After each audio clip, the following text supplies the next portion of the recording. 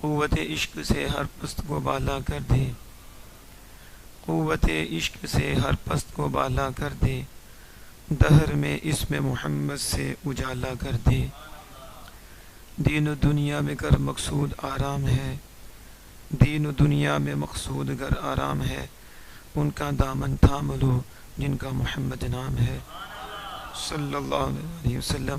خالق کائنات جل جلالہ کے فضل و کرم اور اس کی توفیق سے سید الانبیاء، ختم الانبیاء، ختم المرسلین صلی اللہ تعالی علیہ وآلہ وسلم کی نظر عنایت سے جامع مسجد قاری صاحب میں اللہ کے گھر میں عشاء کی نماز کے بعد تیسری مبارک ختم نبوت کی نشست کرنے کا مالک موقع فراہم فرما رہا ہے۔ ہم اس پہ اللہ عز و جل کا جتنا بھی شکر ادا کریں وہ اتنا ہی کم ہے، جس نے ہمیں اپنے محبوب کی مرکزی شان کے حوالے سے کام کرنے کی توفیق عطا فرمائی۔ اللہ عز و جل سب کو اپنے محبوب کریم صلی اللہ تعالی علیہ وآلہ وسلم کی ہر شان بالخصوص ختم نبوت کے حوالے سے زندگی کے آخری لمحے تک پیارا دینے کی توفیق عطا فرمائے اور اسے ہمارے لیے ذریعہ نجات بنائے۔ ہم نے اپنی پہلی دونوں نشستوں میں تفاسیر سے ختم نبوت کے معنی کی وضاحت کی ہے کہ ختم النبیین سے مراد آخر الانبیاء ہے، یعنی حضور صلی اللہ علیہ وسلم آخری نبی ہیں۔ آج بھی انشاءاللہ تعالی متعدد تفاسیر سے جو ہم نے کیا اس میں سے چند تفاسیریں بھی رہتی ہیں۔ ختم النبیین کا معنی اسے بیان کیا جائے گا، اور اس کے ساتھ ساتھ اس کے اندر جو مختصر سی وضاحت ہے جو پہلے بھی کی ہے کہ مفسرین نے جو ختم نبوت کی اہمیت کو اجاگر کیا ہے اور اس پہ جو انہوں نے گفتگو کی ہے، انشاءاللہ تعالی ان تفاسیر میں اس کا بھی کچھ مفہوم موجود ہے، وہ بھی انشاءاللہ آپ تک پہنچانے کی کوشش کروں گا۔ اللہ پاک اس میں نور پیدا فرمائے۔ یہ میرے پاس تفسیر سمرقندی ہے اور اس کا نام رکھا جاتا ہے بحر العلوم، علوم کا سمندر، بحر العلوم۔ اور یہ کون ہیں؟ یہ ابو اللیث نصر بن محمد بن ابراہیم سمرقندی ہیں، جنہیں کہتے ہیں فقی ابو اللیث، اور یہ تنبیہ الغافلین کے بھی مصنف ہیں اور حنفیوں کے اندر بہت بڑی شخصیت، اور یہ متوفہ ہیں 375 ہجری، 375۔ اس سے اندازہ لگا سکتے ہیں یہ کتنے دور کے مفسر ہیں۔ آپ نے ختم نبوت کے حوالے سے جو گفتگو فرمائی اور اس کا معنی بیان کیا وہ سماعت فرمائیں۔ وَلَٰكِن رسول اللہ وخاتم النبیین، لکنہ محمد رسول اللہ صلی اللہ علیہ وسلم ویقال لم یکن ابو الرجال لأن بنیہ ماتوا صغارا ولو کان الرجال بنیہ لکانوا انبیاء ولا نبی بعدہ فذلك قوله خاتم النبیین وخاتم النبیین۔ قال بعضهم ولكن رسول الله بضم اللام ومعناه ولكن هو رسول الله وكان خاتم النبيين۔ وقال عاصم في إحدى الروايتين وخاتم النبيين بنسب التاء۔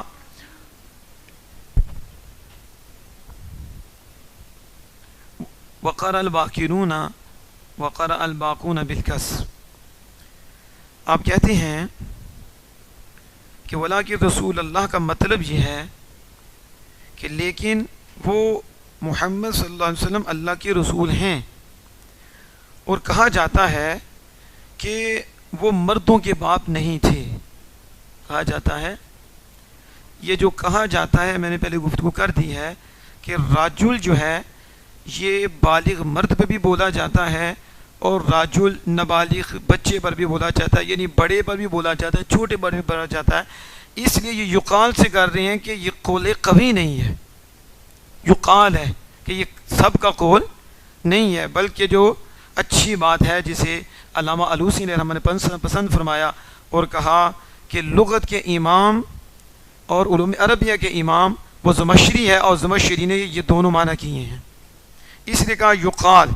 کہا جاتا ہے کہ نبی اکرم صلی اللہ علیہ وسلم مردوں کے باپ نہیں تھے، کیوں؟ اس لیے کہ آپ کے بیٹے بچپن ہی میں فوت ہو گئے، آپ کے بیٹے بچپن ہی میں فوت ہو گئے۔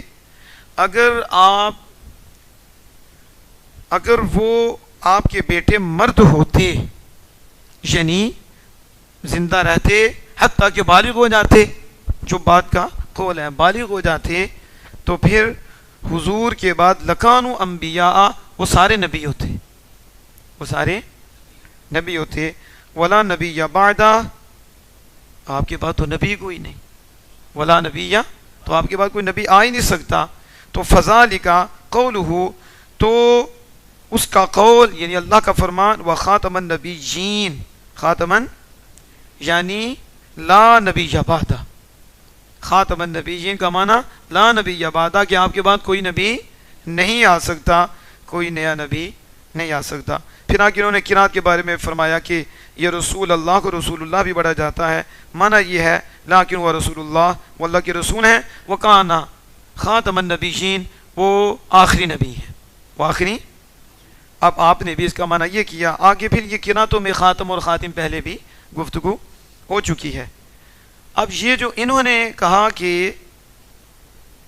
اگر حضور کی ساری اولاد بالغ ہوتی آپ کے وصال فرما جانے کے بعد، ادھر تک پہنچ جاتی، تو پھر وہ سارے نبی ہوتے، لیکن اللہ کا فیصلہ یہ تھا کہ حضور کے بعد یہی فیصلہ ہے کہ کوئی نبی نہیں ہو سکتا، کوئی نبی۔ تو جب اللہ کا فیصلہ ہے کہ کوئی نبی ہو نہیں سکتا، اس لیے حضور کا کوئی بیٹا بڑا ہوا ہی نہیں، سارے بچپن میں فوت ہو گئے۔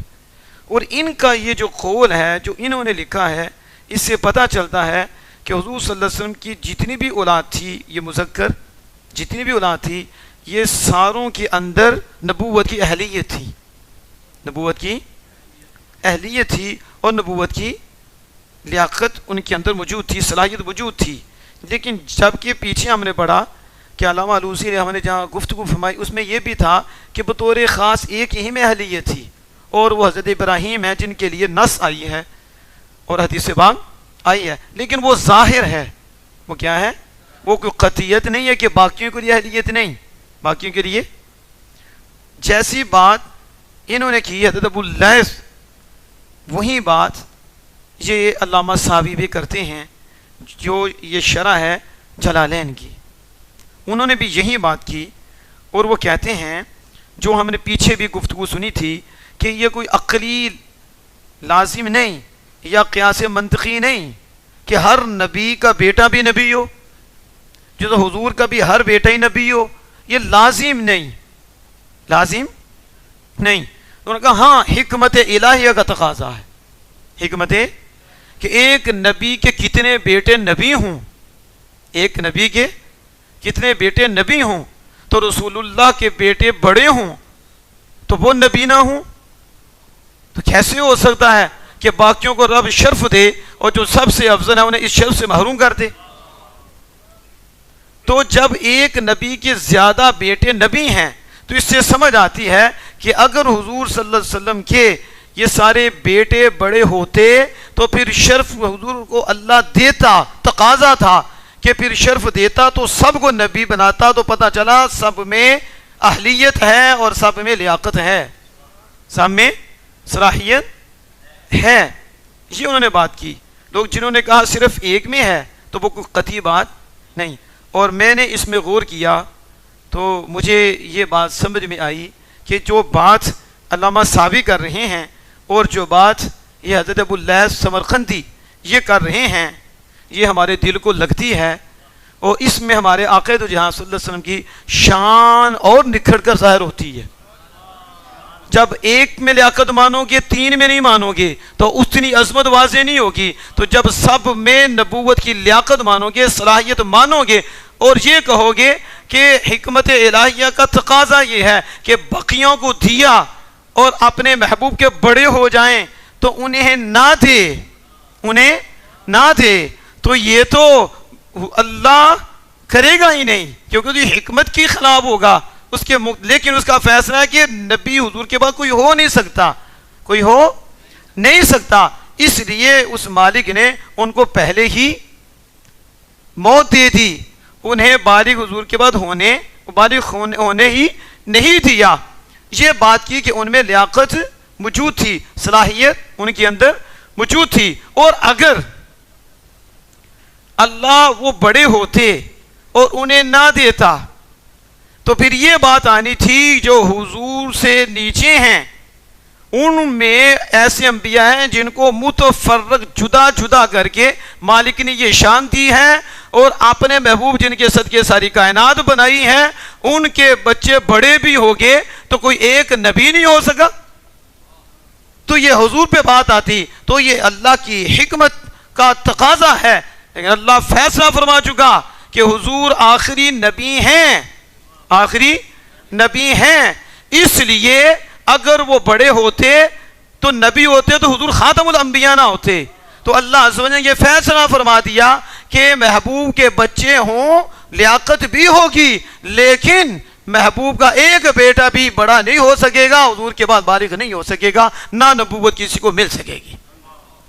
تو یہ بات علامہ ساوی بھی لکھتے ہیں، آپ کہتے ہیں کہ سنو، کل خلیلی، جیسے حضرت ابراہیم خلیل اللہ ہیں، ان کے ایک بیٹے نبی تو نہیں، ان کے بیٹے تو اسماعیل علیہ السلام بھی نبی ہیں، ان کے بیٹے اسحاق علیہ السلام بھی نبی ہیں، ان کے تو دونوں بیٹے نبی ہیں، اور آگے حضرت یعقوب ہیں، تو حضرت یعقوب علیہ السلام کے کتنے بیٹے نبی ہیں، پھر ان کے آگے، تو اس طرح سلسلہ چل رہا ہے تو رسول اللہ کا کوئی بھی نہ ہو، لیکن اللہ کا فیصلہ ہے کہ حضور آخری ہیں، اس کے بعد ہو نہیں سکتا، تو اس لیے اللہ نے فیصلہ فرما دیا کہ کوئی بھی محبوب کا بیٹا بڑا نہیں ہوگا۔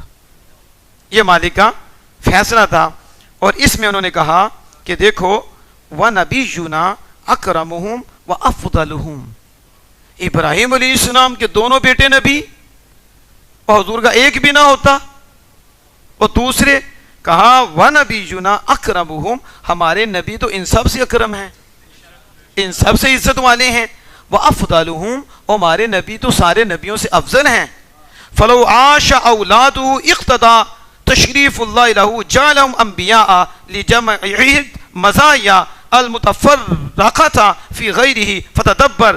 آپ فرماتے ہیں اگر حضور کی ساری اولاد مذکر، یہ ساری اولاد زندگی گزار تھی، اور پھر حضور کے بعد یہ بلوغت تک پہنچ جاتی اور یہ اس عمر تک پہنچتے تو اقتدا تشریف اللہ لہو، تو اللہ عز و جل کا اپنے محبوب کو شرف دینا یہ تقاضا کرتا، اور اللہ ان سب کو نبی بنا دیتا۔ کیوں؟ اس لیے کہ باقی نبیوں کو ان میں سے ایسے نبی ہیں جن کو یہ شان جدا جدا کر کے رب نے عطا فرمائی ہے، تو پھر اس کی حکمت کا تقاضا ہوتا کہ اب محبوب کے جتنی بھی اولاد ہے سب کو میں شرف نبوت سے مالا مال کر دوں اور انہیں اس سے متصف فرما دوں، لیکن حضور کے بعد آخری نبی کوئی نہیں، اس لیے اپنے یار کے جتنے بیٹے تھے، 3 کا قول بھی ہے، 4 کا قول بھی ہے، 2 کا قول بھی ہے، حضرت قاسم بھی ہیں، حضرت طیب بھی ہیں، حضرت طاہر بھی ہیں، ابراہیم بھی ہیں، اختلاف کے ساتھ 4 بیٹے، تو 4 بیٹے لے لیے، محبوب کے دل کو تکلیف پہنچی، ایک بیٹا، دوسرا بیٹا، مکہ شریف میں حضور کے 3 بیٹے حضور کے سامنے اس دنیا سے رخصت ہو گئے، اور جب مدینہ پاک میں تشریف فرما ہوئے تو حضرت ابراہیم 8ویں سال میں، جب حضور کے وصال سے پہلے کچھ دیر پہلے اور پھر اس سے پہلے ہی پیدا ہوئے، اور اس سے پہلے ہی حضرت ابراہیم دنیا سے چلے گئے، حضور کی آنکھوں سے آنسو آئے، آپ کے بھی آنسو، میں رحم ہے اللہ نے مومن کے دل میں رکھا ہے، اللہ نے اپنے محبوب کے آنسو بھی قبول کر لیے، محبوب کے بیٹے لے لیے، 1 نہیں 2 نہیں 3 نہیں 4 لے لیے، اس میں محبوب کی دل کی یہ تکلیف کہ بیٹے لینا یہ تو قبول کر لیا، گوارا کر لیا، یعنی اور ختم نبوت پہ کوئی بات آ جائے مالک نے اس کو گوارا نہیں کیا، اور تو ختم نبوت کے لیے چاروں بیٹے رسول اللہ کے قربان ہو گئے، چاروں قربان ہو گئے۔ تو آج کوئی آسان سمجھ رہے ختم نبوت؟ ادھر تو تھوڑا ہاتھوں بندہ کہتا نہیں نہیں میرا بیٹا ہی بچنا چاہیے۔ حضور نے ایک دفعہ نے کہا مالک ایک لے لیا، دو لے لیے، تین، ایک تو ہو نہ، چاروں بیٹے ختم نبوت پہ قربان ہو گئے۔ اور اللہ نے اپنے محبوب، مگر نہ حضور کو تکلیف ہوتی اللہ تسلیاں دیتا، حضور کو تنگ کرتے مالک آیتیں نازل فرما کر، قیام مقام ہے آمینہ کے لال کا کہ نبیوں کو تکلیف ہو نبی خود جواب دیں، نبیوں کے دل کو رنجش پہنچے اس قوم کی وجہ سے، کفار کی وجہ سے، اور وہ نبیوں کو بشر کہیں، اپنے جیسا کہیں، انہیں جھٹلائیں، ان کو تکلیفیں دیں، وہ پھر انہیں جواب دیں کہ ہم یہ ہیں، ہم مرسل ہیں، ہماری یہ شان ہے۔ لیکن ہمارے آقا دو جہاں صلی اللہ علیہ وسلم اور ختم المرسلین، ختم الانبیاء صلی اللہ علیہ وسلم کی یہ شان ہے، انہیں جب تکلیف دی جاتی، انہیں ستایا جاتا تو اللہ پاک قرآن نازل فرما کے کہتا محبوب تسلی دیتا، صرف آپ ہی کو تکلیف نہیں دی گئی، صرف آپ ہی کو نہیں جھٹلایا گیا، صرف آپ ہی کا انکار نہیں کیا گیا، صرف آپ ہی کے لیے یہ کانٹے نہیں بچھائے گئے، میرے محبوب میرے ہر نبی کے لیے یہ مسئلہ ہوا اور انہیں تکلیف دی گئی ہے، انہوں نے بھی صبر کیا ہے، آپ بھی صبر کریں۔ یہ تو وہ جانتا ہے جسے کسی سے پیار ہو، پھر محب کی طرف سے یہ پیغام آئے، یہ تسلیاں آئیں، اس کی تو معراج ہو جاتی ہے، تو وہ کتنی بڑی ہستی ہے جس کو تسلی خالق کائنات دیتا ہے، جس کا جواب خالق کائنات دیتا ہے۔ اب یہ جو ہم ما کانا محمد ابا احد من رجالکم جو بار بار پڑھ رہے ہیں، اس کا پس منظر بھی کیا ہے؟ کفار نے حضور کو تانا دیا تھا کہ اپنے بیٹے کی مقوہ سے نکاح کر لیا ہے، تو اللہ پاک نے قرآن کی آیت نازل فرمائی اور نازل فرما کے اس کا رد فرمایا کہ وہ جو لے پالک ہیں وہ حقیقی بیٹا نہیں ہوتا، تو جو میرے محبوب کے حقیقی ہیں وہ تین تو ہم نے لے لی ہیں، چوتھے آنے والے ہیں ان کو بھی لے لیں گے، تین تو ہم نے لے لیے، تو وہ حقیقی نہیں، وہ لے پالک ہے، تو لے پالک کا حکم حقیقی بیٹے والا نہیں ہوتا، تو نہ لے پالک کا جو باپ بنتا ہے منہ بولتا تو وہ حقیقی باپ نہیں ہوتا کہ اس پہ سارے احکام جاری ہوں۔ تو تانے وہ دے رہے تھے حضور کو کہ اپنے بیٹے کی مقوہہ سے حضور نے نکاح کر لیا ہے، اور حضور ان کی تکلیف برداشت کر رہے تھے۔ اور یہاں میں ایک بات کرتے جاؤں کہ حضور سید عالم صلی اللہ علیہ وسلم چاہتے تو انہیں کہتے کہ لے پالک سے وہ حقیقی بیٹا نہیں، ہم نکاح کر سکتے ہیں، شریعت ہے، تم بھی نکاح کر سکتے ہو، شریعت بنانی ہے، شریعت کی تکمیل کرنی ہے، تو حضور یہ کر سکتے تھے، پھر حضور نے نکاح کیوں کیا؟ نکاح کیوں کیا؟ اللہ نے فرمایا زوجنا کہا، ہم نے نکاح کیا ہے۔ یہ بھی شان حضور کی، حضرت زینب ان کے گھر حضور چلے گئی ہیں، اللہ مدہ ہم نے ان کو شرف یہ ملا، ما زوجنا کہا، حضرت زینب سے محبوب آپ کا نکاح ہم نے کیا ہے، ہم نے۔ پھر مسئلہ یہ ہے کہ نہ نکاح ہوتا، ایسے بھی تو شریعت بیان ہو سکتی ہے، ایسے بھی، لیکن میں نے پڑھا اور کمال کر دیا لکھنے والے نے، اور کمال ہے کیا لکھا انہوں نے، اس کے اندر حکمت کیا ہے آپ سنیں گے تو وجد آ جائے گا اور ایک کیفیت ہو جائے گی کمال بات کی۔ کئی باتیں ایسی ہیں حضور نے نہیں کی، انہیں جائز رکھا، انہیں کہ یہ حلال ہے، یہ حلال ہے، لیکن آپ نے استعمال نہیں کی، آپ نے۔ اب اس میں کیا ہے، اب جو حضور کے غلام ہے نا وہ محبت سے اسے استعمال نہیں کریں گے، کسے ہو سکتا اس سے نفرت ہو، انہیں حلال ہی ہے نا، کون سی سنت مصطفیٰ ہے، سمجھ آ رہی ہے؟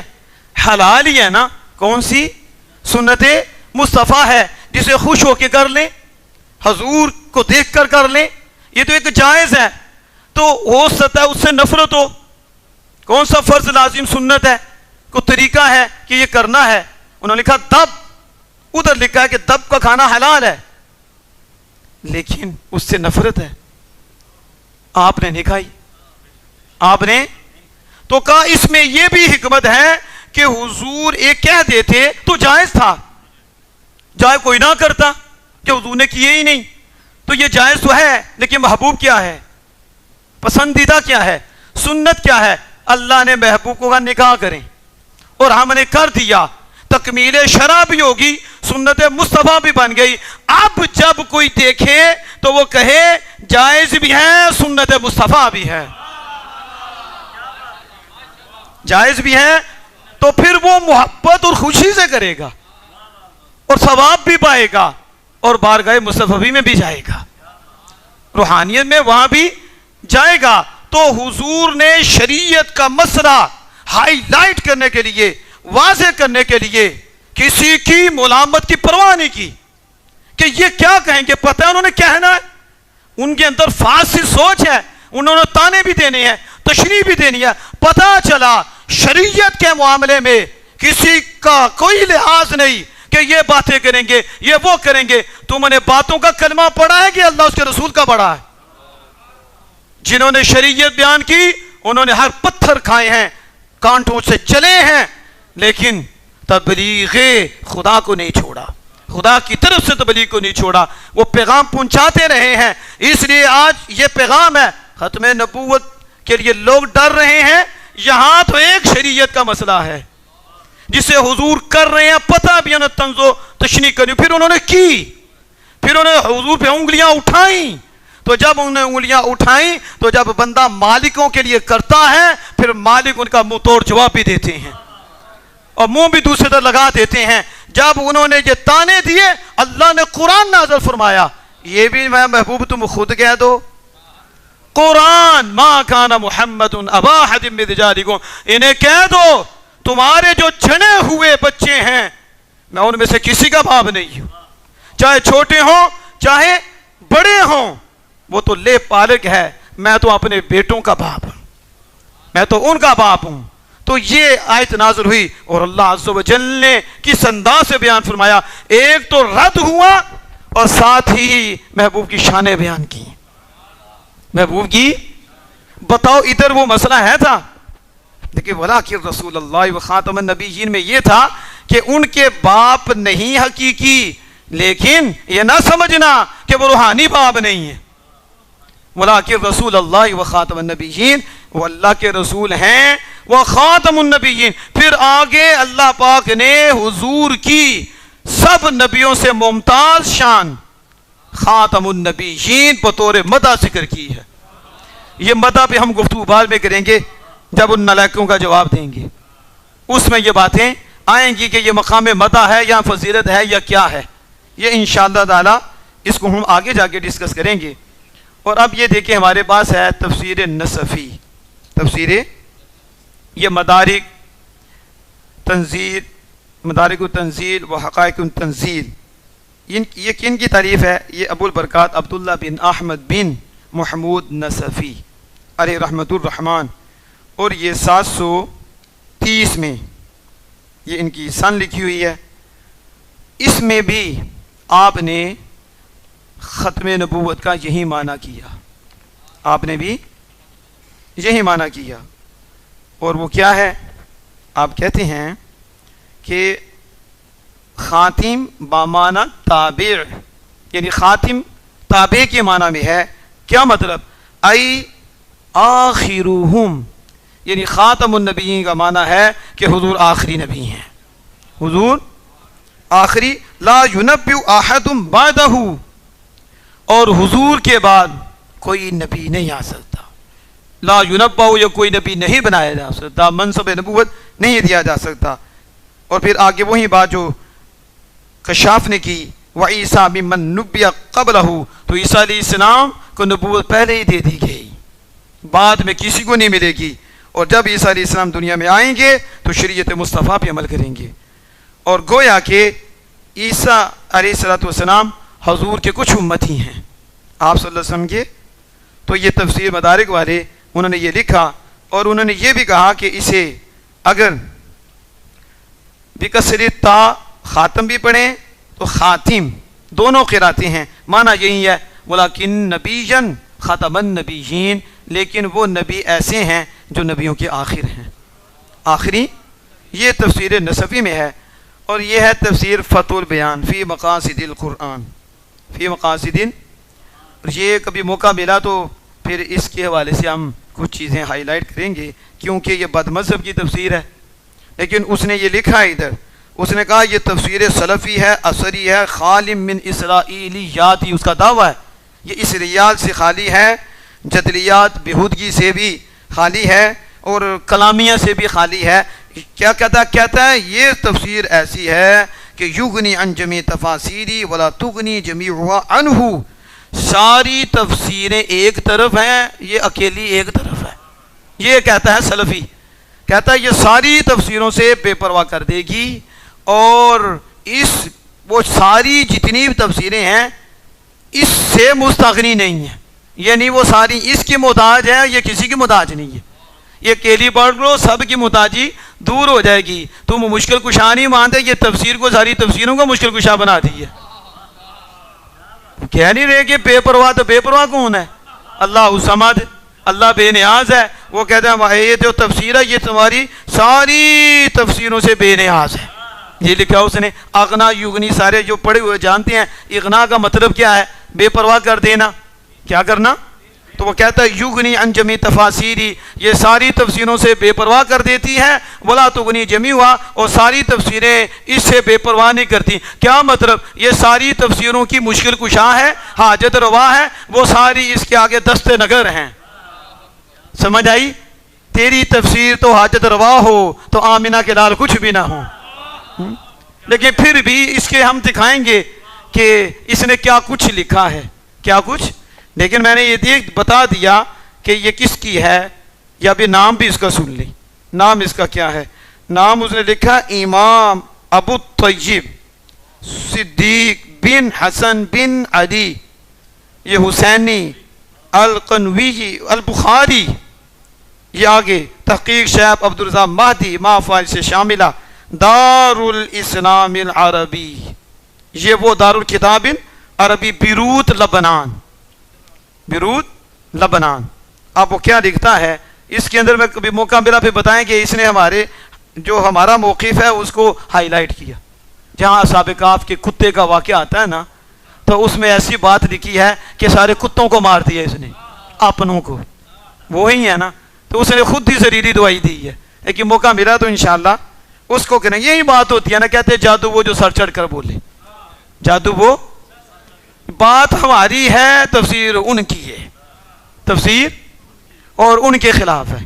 اب دیکھیں وہ کہتے ہیں خاتم اور خاتم، یہ خاتم النبیین بھی کہتے ہیں. حضور صلی اللہ علیہ وسلم نے فرمایا انا خاتم النبیین، میں آخری نبی ہوں. کیا مطلب؟ کہتا ہے مطلب اس کا یہی ہے، خاتم الشیء پڑھ لی یا خاتم الشیء، خاتم الشیء آخرہ، یعنی آپ صلی اللہ علیہ وسلم نے فرمایا میں آخری نبی ہوں، میں آخری.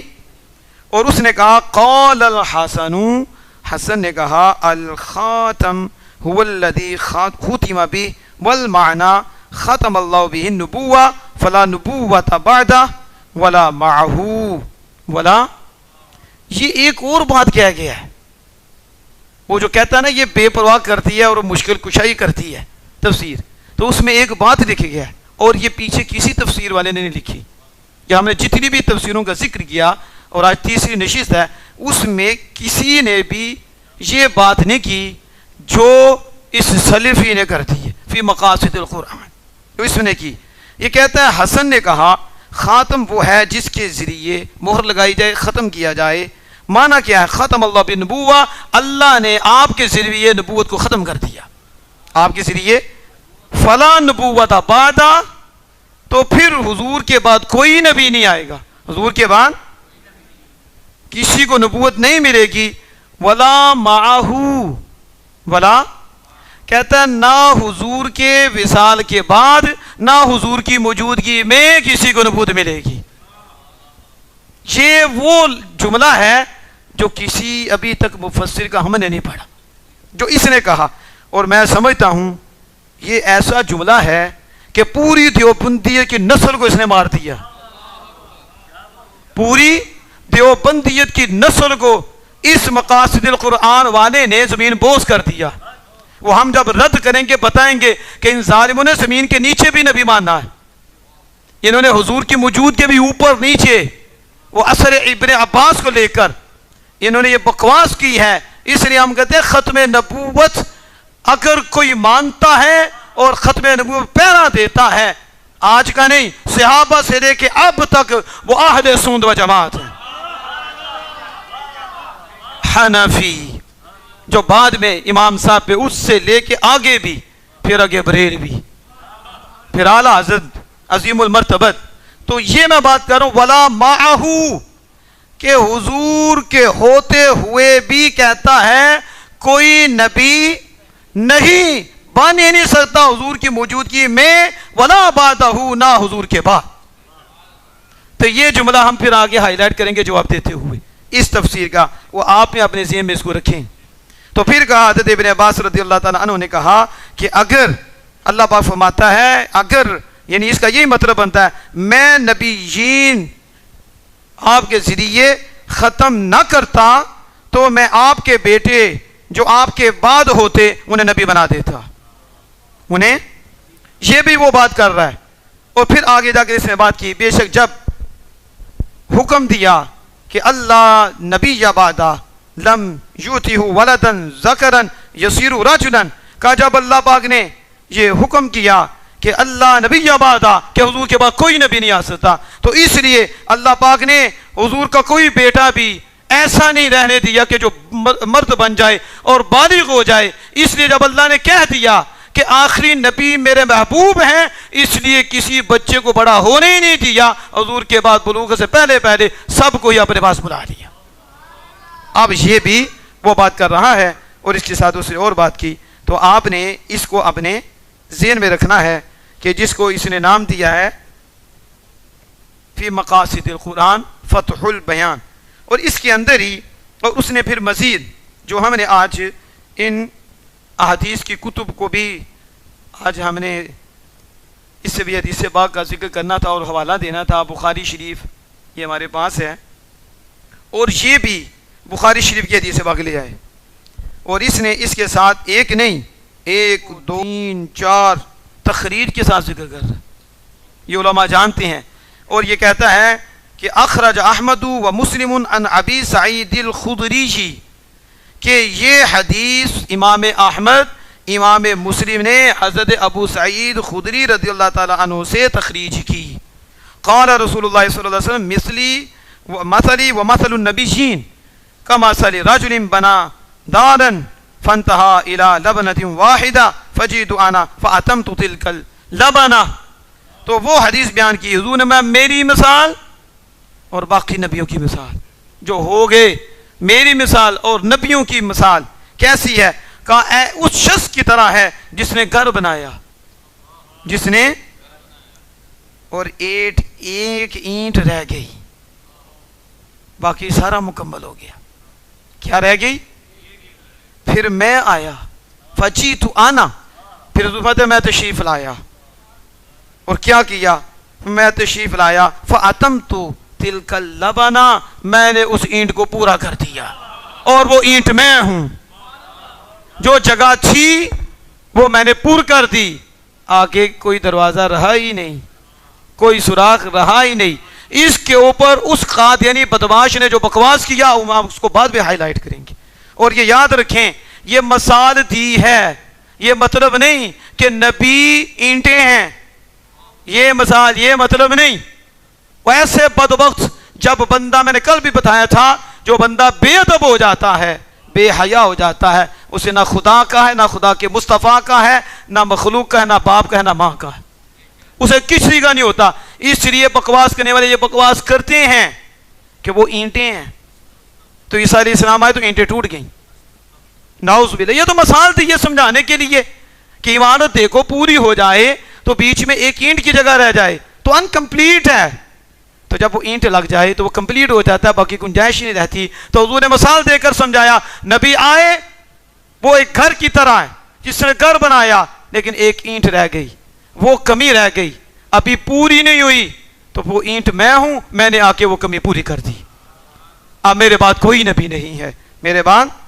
اس طرح بخاری مسلم وغیرہ نے حضرت جابر رضی اللہ تعالیٰ عنہ سے اس کو روایت کیا، قال قال رسول اللہ صلی اللہ علیہ وسلم، یہ وہی ہے، مثلی و مثل الانبیاء کمثل رجل، یہ اسی طرح پھر اس نے گھر بنایا، ابتنا دارن فاکملها واحسنها، اس نے گھر بنایا اور کامل بنایا، اس سے زیادہ کامل، احسن کیا، اور نبی حسین ہے، ہر نبی حسین ہے، تو گھر بھی بنایا تو کامل ہے، زیادہ کامل، زیادہ حسین گھر بنایا، سوائے ایک اینٹ کی جگہ کے، سورا حسن، یہ آگے جا کے بتائیں گے۔ پتہ ہے ایسے قسم، جب شیطان جس کے ساتھ ہو تو پھر ایسے وسوسے تو آنی ہے، اس نے ایسی باتیں کرنی ہے، تو اسے باتیں کرنی ہے کہ چلو اینٹیں بھی لگ گئیں تو پھر اس کے بعد پلستر بھی ہوتا ہے، پھر اس کے بعد رنگ بھی ہوتا ہے، ٹیپ ٹاپ بھی ہوتی ہے، تو وہ میں ہوں، سمجھ آ رہی ہے؟ کو حضور سید عالم صلی اللہ علیہ وسلم وہ غیب دان نبی ہیں، اللہ عالم الغیب ہے، اور اس نے قیامت تک غیب اپنے محبوب کو بھی عطا فرمایا ہے، تو محبوب نے کوئی گنجائش چھوڑی نہیں، میں اینٹ بھی لگی ہے اور جتنی بھی لگی ہیں ساری حسین و جمیل ہیں، کوئی جگہ نہیں کہ سفیدی کی بھی ہو، سمجھانے کے لیے ٹائلوں کی بھی ہو، جو بھی لگی حسن والی، سمجھانے کے لیے ہر نبی حسین، ہر نبی حسین، ہر نبی کامل، ہر کامل، تو ہر پوری عمارت میں کوئی ایسا ہی نہیں، نہ ٹیپ ٹاپ کے اعتبار سے، نہ رکھنے کے اعتبار سے، اینٹیں بھی پوری ہیں، حسن بھی پورا ہے، حسن بھی، یہ سمجھانے کے لیے۔ اب کہا کہ پھر فکانا، پھر اس کے اب فنظر الیہا، جو اس کی طرف دیکھتا، جو دیکھے وہ کہے کتنی اچھی ہے، کتنی، مگر کہے ایک اینٹ کی جگہ، کیا، جو داخل ہو اور دیکھے کہا کیا ہی خوبصورت ہے، کیا ہی جمیل ہے، لیکن ایک اینٹ کی کمی ہے، ایک کی کمی ہے، تو فرمایا فانا موضع اللبنہ حتی ختم بالانبیاء، فرمایا ختم بالانبیاء، پھر وہ جو اینٹ کی جگہ ہے وہ میں ہوں، یہاں تک کہ اللہ نے میرے ذریعے نبوت کو ختم کر دیا۔ یہ مثال آپ نے دی۔ اب یہ جو حدیث پاک میں نے ذکر کی ہیں، اس کا حوالہ اگر میں وہ بھی بیان کر دیتا ہوں کہ یہ جو پہلی حدیث پاک ہے یہ صحیح حدیث ہے۔ کون سی ہے؟ صحیح حدیث، اس کو مسلم نے اس کی تخریج کی ہے، اور یہ 1791 چوتھی جلد اس میں موجود ہے۔ اس کے ساتھ جو امام احمد نے کہا، یہ بیان کی تخریج کی، یہ تیسری جلد ہے، من حدیث ابی سعید، ابو سعید کی حدیث سے۔ اس طرح دوسری بھی حدیث پاک ہیں، یہ میرے پاس بخاری شریف موجود ہے، اور یہ بنی اسرائیل کے حوالے سے، اس کا باب بھی یہی ہے، یعنی کہ اس کا باب کیا ہے، باب ذکر عن بنی اسرائیل، یعنی بنی اسرائیل کے متعلق ذکر کیا گیا ہے، تو یہ اس کا باب ہے بخاری شریف پہلی جلد میں۔ اور اس میں نبی اکرم صلی اللہ تعالیٰ علیہ وآلہ وسلم فرماتے ہیں، اور حضرت ابو ہریرہ رضی اللہ تعالیٰ سے یہ روایت ہے، کیا، قال کانت بنو اسرائیل تسوسهم الانبیاء، سارے بنی اسرائیل ان کے انبیاء سیاست کرتے تھے، ان کے انبیاء سیاست، کتنا مشرف لفظ ہے، لیکن انہوں نے کیا اسے بنا دیا، انبیاء سیاست کرتے تھے، اتنی پاکیزہ چیز لفظ سیاست، لیکن انہوں نے لفظ سیاست کو کہاں استعمال کیا؟ یہ اللہ کی بارگاہ میں جواب دیں گے کہ نبیوں کا کام اور اسے تم نے جھوٹ میں استعمال کیا، اور کہتے ہو یہ مولویوں کا کام نہیں، یعنی بتا رہے ہو یہ 2 نمبروں کا کام ہے، تو لفظ سیاسی کیوں استعمال کیا اس کے اوپر؟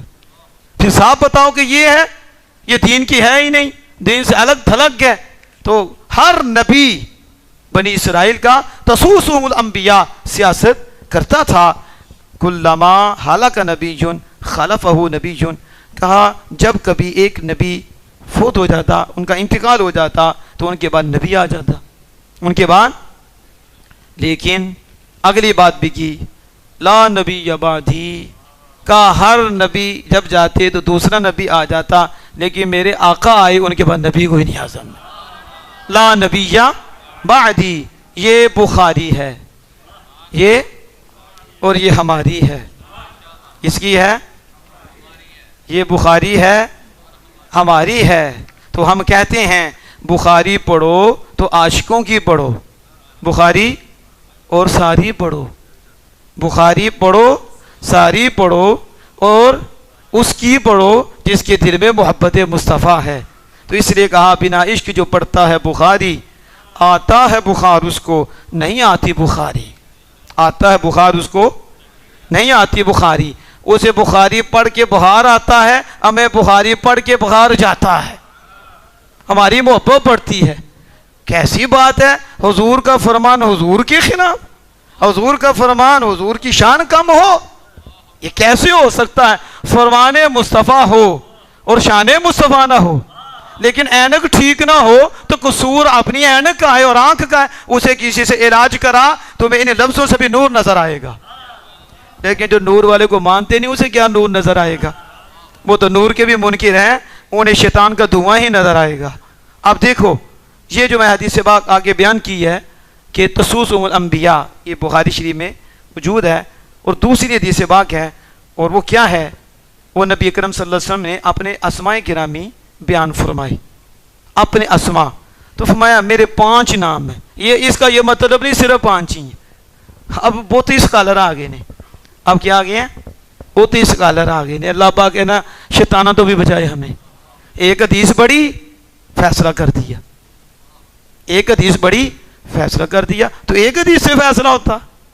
ایک میں اتنا ذکر ہے، ایک میں کتنا ذکر ہے، حضور کے تو نام ہی بہت ہیں، بتاؤ کہ ان کے کتنے نام ہیں؟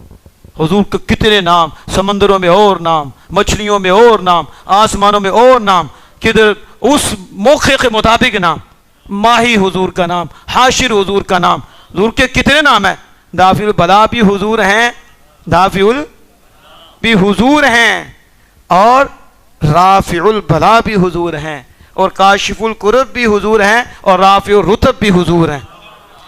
اللہ کے حضور، حضور درجے بلند فرمانے والے ہیں، اللہ سے لیتے ہیں، غلاموں کو بلند کرتے ہیں، حضور درجے بھی دیتے ہیں، حضور مقامات بھی دیتے ہیں، اللہ یار کو دیتا ہے، یار یاروں کو دیتا ہے، انہیں نوازتے ہیں، انہیں نوازتے ہیں۔ تو حضور فرماتے ہیں میرے 5 نام ہیں، آنا محمد صلی اللہ علیہ وسلم و احمد و انا الماحی الذی یمحو اللہ بی الکفر، بی الکفر، اس لیے میں کہتا ہوں بخاری ہماری پڑھو، ٹھیک ہے، یا ہمارے پاس بیٹھ کے پڑھو، پھر تمہیں بتائیں بخاری اتر جائے گا بخار۔ دیکھو حضور فرماتے ہیں میں محمد ہوں صلی اللہ اور میں احمد ہوں، میں اس پہ گفتگو نہیں کروں گا، اس پہ بڑا ٹائم چاہیے۔ الذی اگلی وانا الماحی، میں ماہی ہوں، میں، ہم ماہی کسے کہتے ہیں؟ حضور نے ہم پہ چھوڑا ہی نہیں، ہم علماء پہ چھوڑا ہی نہیں، حضور نے خود ہی تفسیر کر دی۔ پتہ نہیں بعد والے کیا کرتے، عاشق تو کرتے کرتے لیکن بے ادب کیا کرتے۔ اب یہ جو حضور نے تفسیر کر دی ہے، ایسی تفسیر کی ہے سارے کالے مر گئے، خود ہی کر دی۔ کیا کی؟ فرمایا انا الماحی الذی یمحو اللہ بی الکفر، میں ماہی ہوں، اور ماہی کسے کہتے ہیں؟ فرمایا ماہی اسے کہتے ہیں جس کے صدقے اللہ کفر مٹا دے۔ ماہی کسے کہتے ہیں؟ تجھے کاشف الکرب پہ پیچھے سے لگتے ہیں، حضور تکلیفیں دور کرتے ہیں، اور یہ تکلیف کچھ بھی نہیں، کفر کی سب سے بڑی پریشانی ہے، سب سے بڑی تکلیف کفر کی ہے۔ تو میرا رب اپنے مصطفیٰ کو بھیجتا ہے اور بیچ کے فرماتا ہے مصطفیٰ تو ماہی ہے تو کہہ دے میں ماہی ہوں، ہم نے ڈائریکٹ کسی کا کفر نہیں نکالا، جس کا بھی نکالتے ہیں ذریعہ تجھے بناتے ہیں۔ انا الماحی الذی، انا الماحی الذی یمحو اللہ بی الکفر، یہ میری بات نہیں، یہ آمنہ کے لال کی بات ہے، اور یہ بخاری ہے۔ یہ کیا ہے؟ فرمایا میں وہ ہوں، ماہی وہ ہوتا ہے کہ جس کے صدقے، یعنی وہ میرے ذریعے کفر مٹاتا ہے۔ اس لیے ہم کہتے ہیں، شیخ سعدی رحمۃ اللہ نے بڑے خوبصورت انداز میں کہا، معراج کا سفر ابھی آج بھی اس کا بیان ہوا تھا، تو شیخ سعدی رحمۃ اللہ نے بڑے خوبصورت انداز میں کہا بلغ العلا بکمالہ کشف الدجا بجمالہ حسنت جمیع خصالہ صلو علیہ وآلہ. کہا یا رسول اللہ صلی اللہ علیہ وسلم انہیں کیا پتا آپ کی شان کیا ہے. ہم عاشقوں سے پوچھیں کچھ ہم بھی سمجھتے ہیں، کچھ ہم بھی سمجھتے ہیں. وہ کیا؟ کہا آپ بلندیوں کو پہنچے ہو تو اس کا مطلب نہیں کہ پہنچ کے کمال پایا ہے، آپ کامل تھے تو کمال کی وجہ سے بلندی پائی ہے. یہ ہے عاشق، یہ ہے ہمارے بڑے. بلغ العلا بکمالہ کاشف الدجا بجمالہ.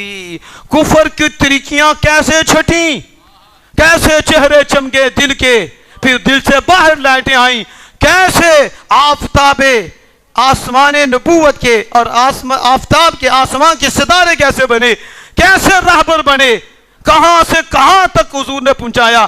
زمین سے عرش پہ لے گئے، ذرے سے آفتاب بنا دیا. کہاں کفر تھا، کفر کی تاریکیاں تھی، آپ کیا آئے ہیں کشف الدجا بجمالہ، آپ کے جمال کی وجہ سے.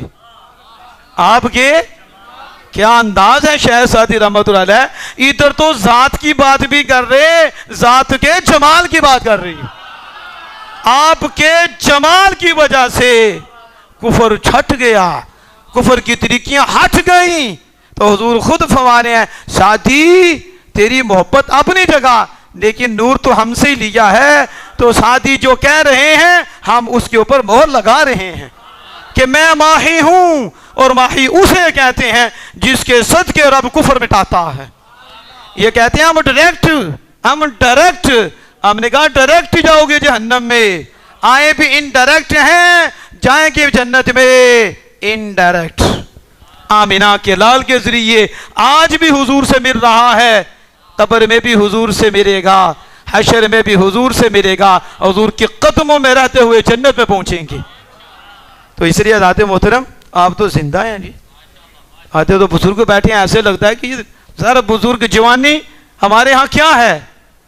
80 سال کا بابا بھی ہو، عشق مصطفیٰ ہو جوان ہے، 15 سال کا ہو اور اندر خراب ہو بڈھا ہے، بلکہ بڈھا بھی نہیں کہنا چاہیے، کسی کام کا نہیں. وَأَنَا الْحَاشِرُ الَّذِي يُحْشَرُ النَّاسُ عَلَىٰ قَدَمَيَّ. فرمایا میں حاشر ہوں. یہ میں اس کی کر رہا ہوں جو حضور نے کی، باقی تو میں نہیں کر رہا. میں حاشر ہوں. عاشر بھی کسی پہ نہیں چھوڑا. بعد میں کہتے جی یہ علماء نے لکھا ہے، یہ فلاں نے لکھا ہے. رسول اللہ نے کسی پہ چھوڑا ہی نہیں، خود ہی اس کی تفسیر کر دی. فرمایا میں حاشر ہوں. تو حاشر کسے کہتے ہیں؟ پوچھو نا میرے آقا، حاشر کسے کہتے ہیں؟ تو حضور فرماتے ہیں حاشر وہ ہوتا ہے، حاشر جس کے قدموں پر، جس کے لوگوں کو جمع کیا جائے. حاشر وہ ہے جس کے قدموں پر لوگوں کا حشر کیا جائے. ان کے قدم اتنے اعلیٰ ہیں، باقی وجود کا عالم کیا ہوگا. سوروں کا حشر قدمین مصطفیٰ میں ہے.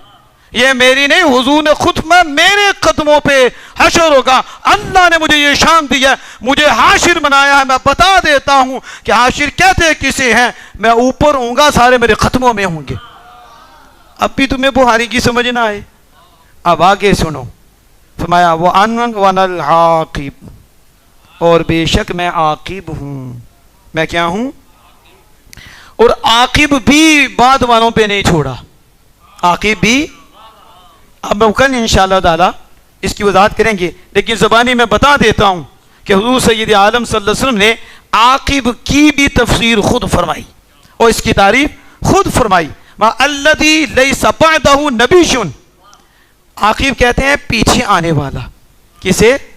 اور حضور نے مقفی بھی فرمایا ہے، اور مقفی کا معنی بھی پیچھے آنے والا. یوں سمجھو مقفی اور عاقب ایک ہی ہے، یعنی مقفی بھی عاقب کے معنی میں ہے، وہ بھی روایت ملے گی.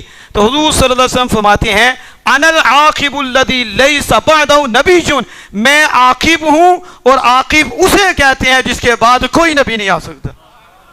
یہ حضور نے خود ہی فرما دیا، کسی پہ نہیں چھوڑا، کہ یہ میری سب سے بڑی شان ہے تو حضور نے خود ہی وضاحت کر دی تاکہ بعد میں کوئی پریشان نہ ہو. جب بھی حوالہ دینے لگے ختم نبوت کا تو جو خاتم النبیین ہیں انہوں نے خود مہر لگائی ہے میں عاقب ہوں، میرے بعد کوئی نبی نہیں، میں خاتم النبیین ہوں، لا نبی بعدی، میرے بعد کوئی نبی نہیں.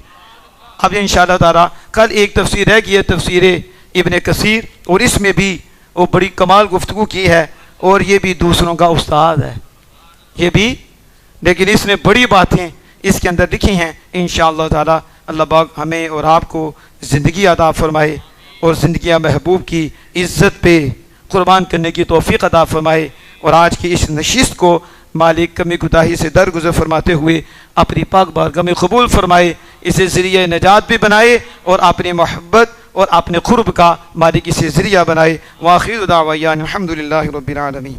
برکاتم القدسیہ آپ کا سایہ ہمارے سروں پر تدیر قائم و دائم فرمائے، اور آپ کے روحانی فیوز و برکات سے مالا مال فرمائے. اور یہ فیض بھی آپ کا ہے. میں تو برملا کہتا ہوں کہ قاری صاحب کی صحت اور یہ سارے معاملے یہ آپ کی وجہ سے ہے. آپ نے ایسی دعا کی اللہ کے فضل سے کمال ہو گیا، جو ہے ہیرا بنا دیا آپ کو، جو ہے اللہ تعالیٰ ان کو مزید برکتیں عطا فرمائے اور اس مرکز کو قیامت تک جو ہے وہ آباد و شاد فرمائے. بسم اللہ الرحمن الرحیم. الحمدللہ رب العالمین والصلاة والسلام علی سید الانبیاء والمرسلین وعلی آلہ واصحابہ اجمعین. سبحانک اللہم وبحمدک لا الہ الا انت استغفرک واتوب الیک. الہ العالمین ہم سب کا اس مجلس سے نور میں حاضر ہونا اپنی بارگاہ میں قبول فرما. جو بیان ہوا مولا کریم جو ہم نے سنا اپنی بارگاہ میں قبول فرما، اسے ہم سب کے لیے ذریعہ نجات بنا اور ہمارے لیے اس کو روشنی کا مینار بنا. ہمارے دلوں میں محبوب کریم علیہ السلام کی محبت موجزن فرما. آپ کی محبت کے نور سے ہمارے دلوں کو منور فرما، روشن فرما. حضور کی کامل اتباع نصیب فرما. آپ کی شفقت، آپ کی شفاعت سے بہرہ مند فرما. آپ کی عزت، آپ کی نموز، آپ کی ختم نبوت پر پیرا دینے کی توفیق عطا فرما. مولا کریم اپنے حبیب کے صدقہ ہم سب پہ اپنا کرم اور فضل فرما. ہمارا دین، ہماری دنیا، ہماری آخرت بہتر فرما. ہم سب کو دین و دنیا کی بھلائیاں عطا فرما. ہم سب کو دین کی سمجھ عطا فرما، سمجھ کر پھر اس پر عمل کی توفیق عطا فرما. ہم سب کے مال جان اولاد میں کاروبار میں خیر و برکت عطا فرما. مولا کریم اپنے حبیب کے صدقہ سے عالم اسلام قبول بالا فرما. مجاہدین اسلام کی امداد فرما. ہمیں ان کے ساتھ کھڑا ہونے کی توفیق عطا فرما. بیت المقدس کی حفاظت فرما. مولا کریم مجاہدین فلسطین کی امداد فرما. مجاہدین کشمیر کی، برما کی، جہاں جہاں بھی مولا کریم مجاہدین تیرے دین کی سربلندی کے لیے لڑ رہے ہیں ان کو فتح و کامیابی عطا فرما. ان کی مدد و نصرت فرما. ملک پاکستان کی خیر فرما. اس ملک میں نظام مصطفیٰ کا رائج فرما. اس ملک میں نظام مصطفیٰ کی ہمیں بہاریں دیکھنے کی توفیق عطا فرما. ہم سب کی نیک تمنائیں، حاجتیں، آرزویں اپنی بارگاہ میں قبول فرما. ہم سب کے چھوٹے بڑے حالت ایمانی کے ساتھ اس دنیا سے چلے گئے تمام کی بخشش و مغفرت فرما. قاری صاحب کی صحت میں، عمر میں، علم میں، عمل میں برکتیں عطا فرما. خدایا بحق کے بنی فاطمہ کے برقول ایما کنی خاتمہ. اگر دعوت امرت کنی ور قبول منو دست دامان آل رسول. مولا کریم اس پروگرام کے اندر جس نے جس طرح سے بھی حصہ لیا، مال کے ساتھ، جان کے ساتھ، وقت کے ساتھ، مالک سب کا اپنی بارگاہ میں قبول فرما. وصلی اللہ تعالی علی رسول خیر خلقہ سیدنا و مولانا محمد وعلی آلہ و اصحابہ اجمعین برحمتک.